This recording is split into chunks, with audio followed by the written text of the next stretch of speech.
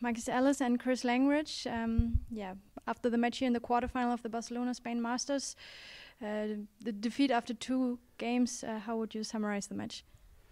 I think the way the match ended up, I think we're very disappointed with how it went.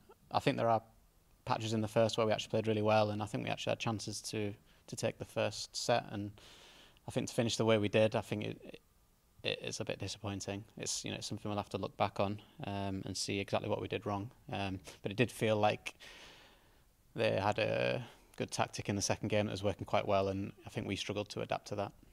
On paper, it looked quite like you were the favorite, but you never played this pair before, so this is also a bit hard.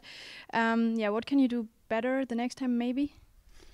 I'll probably say they're a new partnership or whatever, so it's probably a 50-50. They're a good pair. They've had good results with other people. Tactically, second half of second set, we were atrocious. I think even one of them was injured and we couldn't expose him. Very disappointing because I think we went in 11-10 up in the second or something like that. It was really close in the second. I think we lost to 12. Can't do that. Can't do that against anyone. Even if you're a lot better than them, you can't just give them 3 points. And it was the same rally 10 times over, I think. It's poor. There's definitely an area there we need to address and work on. Full credit to them, if it's working, keep doing what you're doing, and they did. Played the same point over and over again. But yeah, it's very disappointing for us because these sort of tournaments, I think, are good for us because when you don't get generally the top 10 in the world, most of the other pairs we have a good chance against. It's very disappointing. How important is it also for you to be here, also regarding the ranking for the world ranking? So the European Games are coming up, the Olympic qualification. So how important is it for you to be here? Yeah, I think every tournament we play now is, it's carefully thought about. We don't play any just for the sake of it because the tournament schedule is so heavy that we have to be very careful about what tournaments we choose to play. And for that reason, every single tournament we play is important.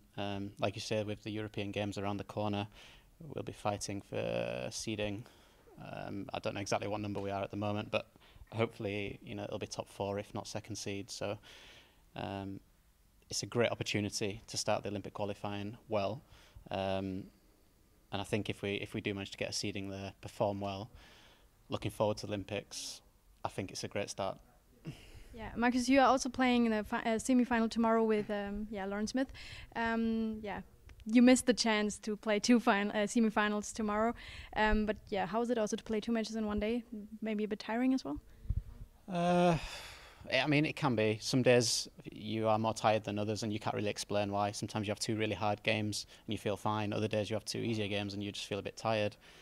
I don't think that really played a part today, tiredness or anything like that. But there are times when I do get fatigued, but I'm quite used to dealing with it now. I think it was quite a big shock when I first started playing 2 events, and it's something I've had to get used to. I've often played against people who are also playing 2 events, and when I look across the net, I often see they're more tired than I am. So it's just one of those things you've got to deal with as a player if you're going to play 2 events. But yeah, today I had nothing to do with how tired I was or the physicality of the match.